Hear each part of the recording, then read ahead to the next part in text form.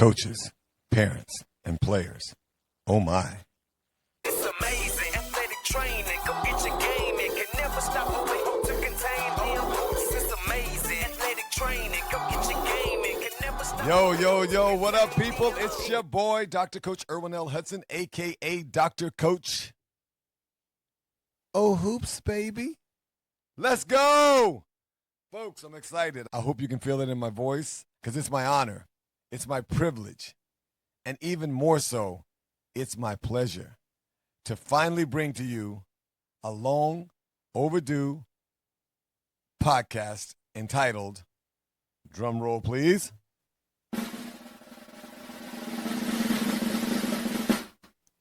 Coaches, Parents, and Players. Oh my. Coaches, parents, and players. Oh my. Coaches, parents, and players. Oh my. Brace yourselves because I'm about to unveil the good, the bad, and the ugly impacts that parents have on competition sports.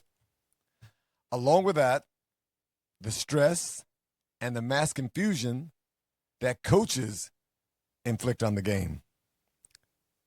But don't worry, I didn't leave out the players because I want to talk about the serious role that players play in this big ecosystem of madness that I call competition insanity. Let me apologize for being so tardy. I've been putting this out in the universe for quite some time now. And I've been telling all my friends and my family that, I'm going to do a podcast or I'm working on a podcast way before I even got started. This is actually before I even had the idea. It was actually before I even wrote my book. So I guess you can say I was sort of manifesting it out in the universe. Anyways, I finally acquired the time, the courage to just do it. So here it is, folks. I'm just doing it, and I hope you like it. It means a lot to me if you do. But if you don't, I'll just do as my little brother Lex Brown always reminded me to do. If I don't accomplish it, we gon' try it again. And When I do accomplish it, we gon' try it again. Yeah, perfect me, mold me. I know they can't hold me. I know that my instincts A killer like Kobe. OH. Anyways, folks, this is my dream, and it's been a long time coming. And like I said earlier, I finally acquired the time, the skill, and the ability to take this leap. Therefore, I'm jumping.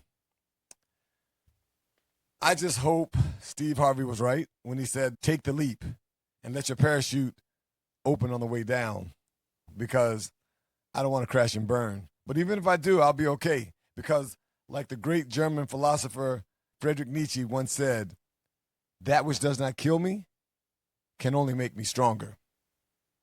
And folks, as long as I have breath in my lungs and warm blood coursing through my veins, I will rise again.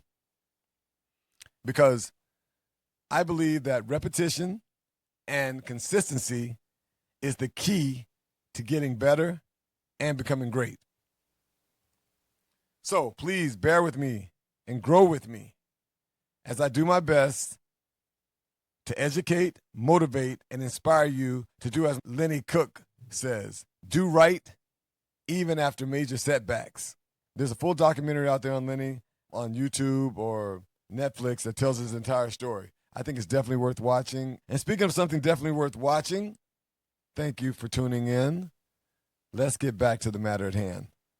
Coaches, parents, and players. Oh my. Coaches, parents, and players. Oh my. Coaches, parents, and players. Oh my. Okay, before I go any further, I need to read this short disclaimer. All right, folks, listen up. The information on this podcast is based on real accounts from Dr. Irwin Hudson's 30 combined years of coaching, teaching, counseling, mentoring, and training thousands of student athletes, and most importantly, the challenging experiences he encountered while parenting a young basketball phenom through middle school, high school, and college. Most of the names and situations will be slightly changed, altered, omitted, or tweaked for the purpose of respecting and protecting the privacy of the original characters. Furthermore, this podcast is not intended to defame anyone. The purpose of this platform is to educate parents on how to manage some of the situations that may surface when raising competitive student athletes. It's also to motivate coaches on how to deal with certain situations that are caused by the distorted lenses of parent-colored glasses.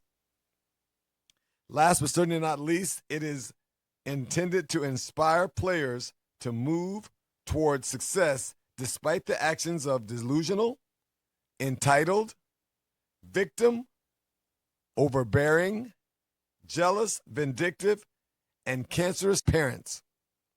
Plus, we will do our best to make sure that players and coaches learn to appreciate all of the kind, understanding, caring, loving, and motivating parents out there.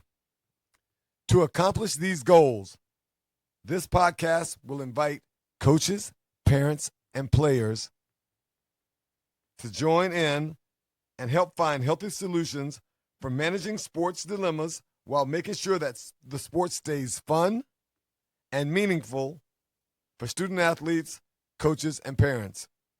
Respectfully, DrCoach Irwin Hudson. Now that we got that out of the way, I still plan on giving you information that is interesting, compelling, and sometimes controversial. That at least gives you 3 good reasons to perk up, go out there and do your research, and be prepared to fire back. Okay, let's get started, folks. I'm just going to throw this out there and see what emotions, what feelings I can evoke from it. Hopefully you don't get offended, but if you do, I'll do my best to fix that later. But for now, please play along. All right, do your boy a favor here and raise your hand if you've ever heard these statements, any of these statements. Coaches suck. Parents are crazy. And players are lazy. All right, keep your hands up while I say this one more time. Coaches suck. Parents are crazy. And players are lazy. Y'all know I can't see y'all, right? So you can put your hands down if you got them up. But I'm sure some of you guys out there were honest enough to put your hands up because I've been doing this a very long time, and I have no doubt in my mind that these statements or similar statements flood the competition sports scene. I mean, they have to because I've heard it way too many times. Whether it's basketball, football, baseball, volleyball, soccer, dance, or any other sport that I failed to mention, these 3 little statements are always on full display. Coaches suck, parents are crazy, and players are lazy. Coaches think that parents are crazy, and most players are lazy. Parents think that coaches suck, and players are lazy, except their own, of course. Players think that coaches suck, and parents are crazy, except their own. Well, sometimes. It's sort of like rock, paper, scissors. Think about it. Each group has the ability to cancel each other out with their biased thinking. But at the end of the day, they all need each other to make this thing called team a success. Hence, the ultimate reason that I answered the call to create this much-needed podcast. Coaches, parents, and players. Oh my. Although I've heard a lot of influencers, a lot of athletes, and media pundits discuss each of these facets individually, I felt like we need to examine all three of these characters collectively and thoroughly. However, before I take a deep dive into this, allow me to introduce myself and share my credentials so I can make you feel a little more compelled to listen. And even more importantly, I want you to pay attention. Because as I tell all of my players and students that I train or coach, if you can't pay attention, you can't learn. If you can't learn, you can't grow. If you can't grow, you can't become better. If you can't become better, you can't be your best. And if you can't become your best, you can't be happy. And if you're not happy, what else is there? For those of you who don't know already, that little diatribe was my attempt to serve up a literary homage to one of my favorite American psychiatrists, Dr. David Viscott, who said something similar but more precise when it comes to risk. He said, if you can't risk, you can't grow. If you can't grow, you can't become your best. If you can't become your best, you can't be happy. If you can't be happy, what else is there? Anyways, folks, I sincerely hope you pay attention because it is truly my intention to make you better so you can end up being your best. And when you become your best, you will be happy. So, again, let's get to it. Thanks for tuning in. I'm ready to rock. Even though I can't see you, I want to thank all you special people out there who are kind enough or weird enough to raise your hands like I suggested. It takes a real special audience to immerse yourself and fully participate when a host asks you to raise your hands or do something, especially when no one's watching. My sincerest wish is that I get just a few of you out there who aren't afraid to let go and join the conversation and immerse yourself in the discussion with your own ideas, your own questions, but still with an open mind to hear others out and debate respectfully. Okay, most of you probably already know who I am out there because more than likely you're my close friends or you're my family. Well, except my immediate family because, believe it or not, my wonderful wife and amazing daughters haven't even read my books yet. And I've written 2 books. This first one right here is my children's book. They haven't even read my children's book. That's probably about 30 or so pages, and half of it is filled with pictures. And don't worry, I know they love me, but for some strange reason, I can't get them to buy into the fact that my dream is to become an author and a public speaker. It's the same thing with this book right here. They haven't read this book either, which I understand it's a little bit bigger, but they are my kids and my wife, and I would, they said they already know everything about me, so they don't need to, but hopefully with your support and seeing you guys jump in and talk about it, that'll make them believers too. Either way, we're going to do this. Anyways, I know that my awesome 2 brothers are going to definitely be tuning in. They always support me, Lex and David. I truly appreciate them. Also, my amazing sister, my military sister, Rosalind. She just was selected to be a CW5, a Chief Warrant Officer, which is one of the biggest things you can get. In fact, it is the biggest you can get as an enlisted soldier for the U.S. Army. She's been selected, and she is on her way to getting 40 years. She's already done over 35. So proud of her. We thank her for her service. Also, my cousins, my uncles, my aunts, my nieces, and my nephews, and definitely my mom. She supports me in everything I do. Every Instagram post, I think she's liked, and I've done over 5,000. She really has been great, and I really appreciate her. 76 years old, and I'm wishing her many, many more. Thank you, Mom. How else might you know me? All right, perhaps you know me from coaching basketball or training basketball in Orlando, Florida. Possibly social media, such as Instagram, Facebook, LinkedIn, X, TikTok, or MySpace. I was pretty hot on MySpace, I think, back in the day. for some of you guys that are a little older. Or probably it could be for my 35 years of working with the Department of Defense. I worked 13 years as a contractor, and I put in 22 years as a U.S. Army civilian employee. Or it could be perhaps you might be one of my classmates from Starkville High School. Or maybe you served time with me at Mississippi State University from 86 to 91. Or University of Southern Mississippi in 91 through 93. Perhaps it could be from the University of Central Florida, 2011 through 2016. Maybe, perchance, you just stumbled on this podcast by accident. Either way, I am honored to introduce myself and explain to you why I've been ordained, and I don't take that lightly. I've been ordained to bring you this podcast. I am Irwin L. Hudson, and the L stands for love. Just kidding. The L stands for Lionel. My name is Irwin Lionel Hudson.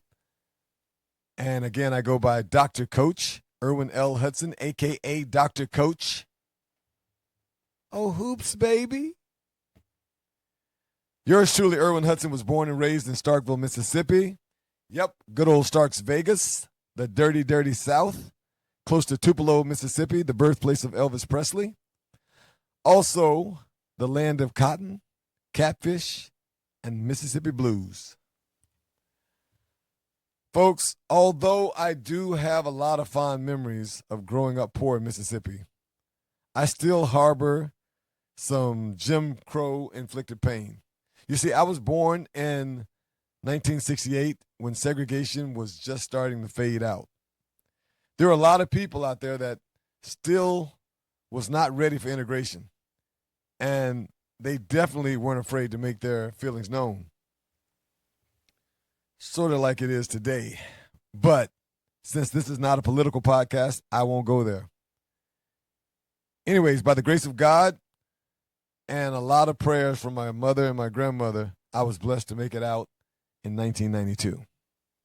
Because honestly, folks, I thought I was stuck. My dreams were to be an NBA basketball player, period. That's what I wanted. After playing baseball, basketball, football, and running track in high school, I wanted to be an NBA star. That was it. That was my only goal. I didn't think of anything else. However, an unfortunate series of injuries during my senior year put an end to that wish and forced me to utilize Plan B. And I'm sure you guys are wondering, what's Plan B? Even if you're not, I'm going to tell you anyway, all right?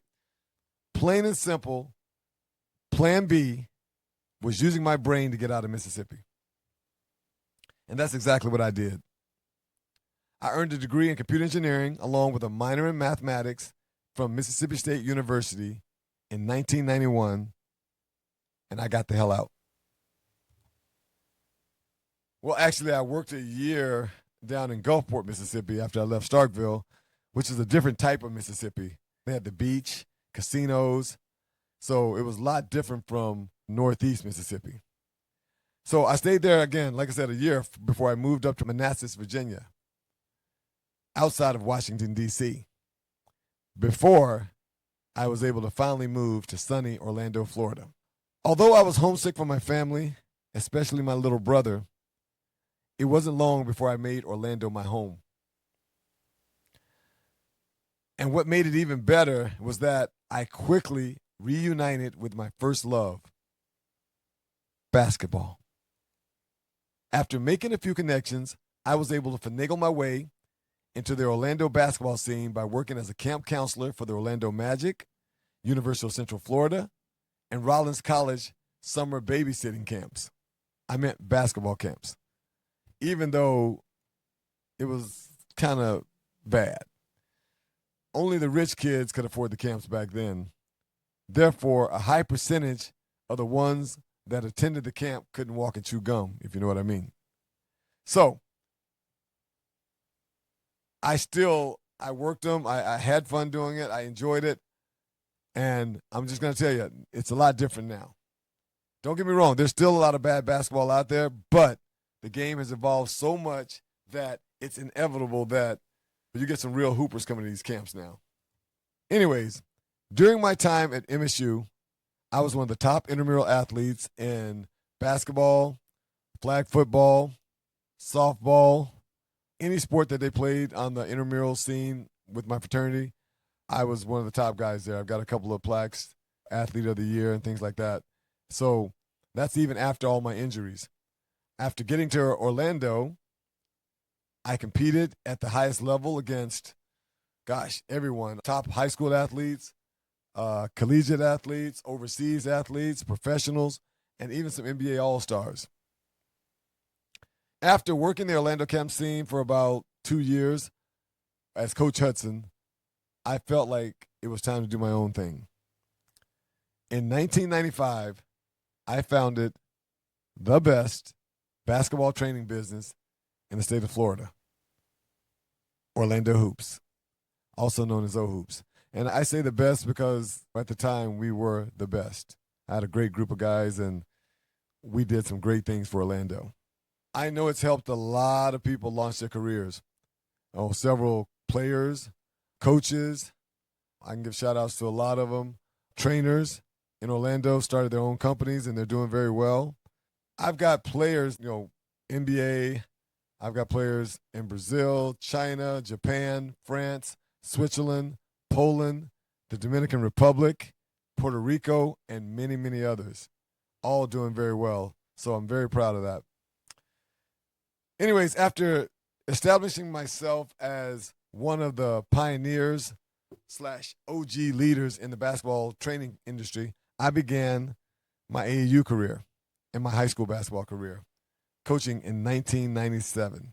I coached at several prominent high schools and colleges in Orlando, such as Oak Ridge High School, Seminole State College, Lake Howell High School, Bishop Moore High School, and Trinity Prep.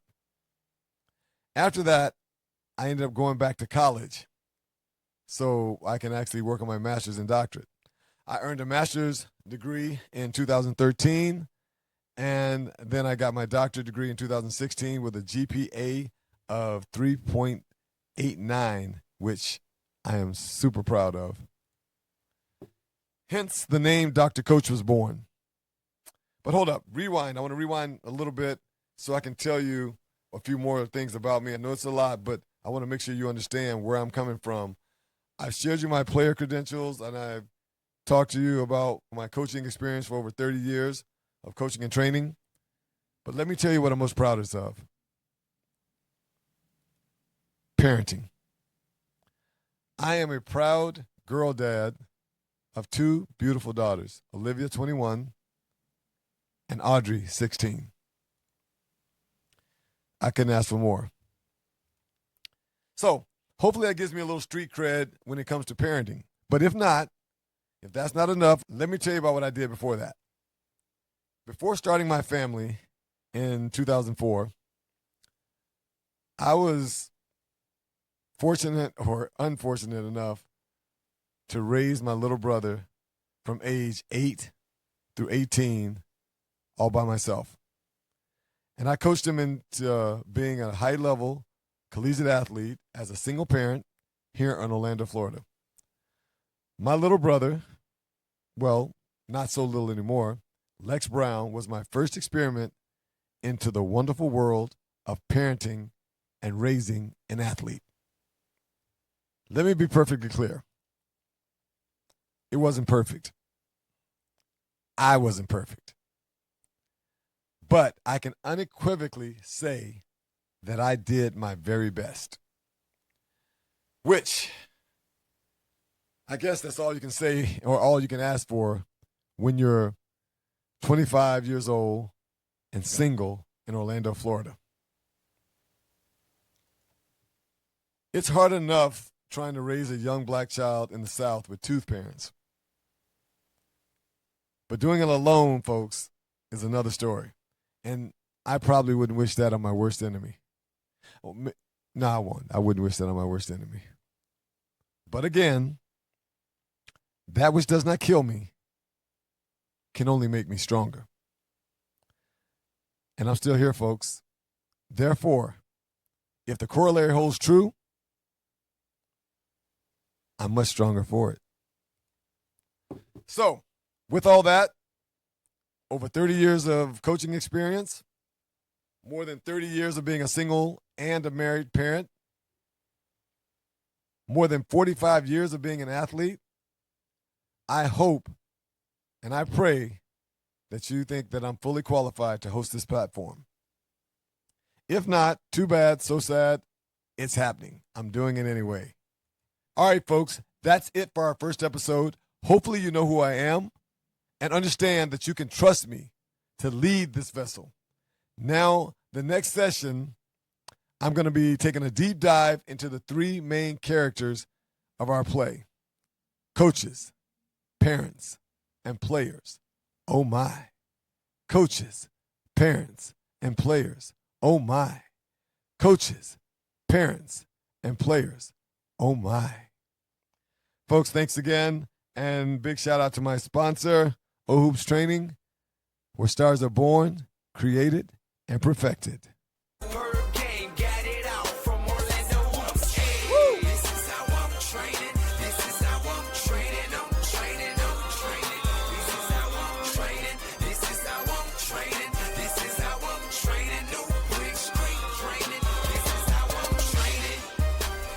Talent doesn't work hard, work beats talent. When talent doesn't work hard, work beats talent. When talent doesn't work hard, work beats talent. Talent doesn't work hard.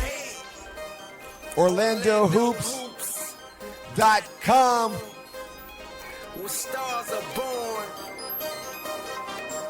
Yeah, meet me in the lab. What it do, coach? I'm out. Thank you.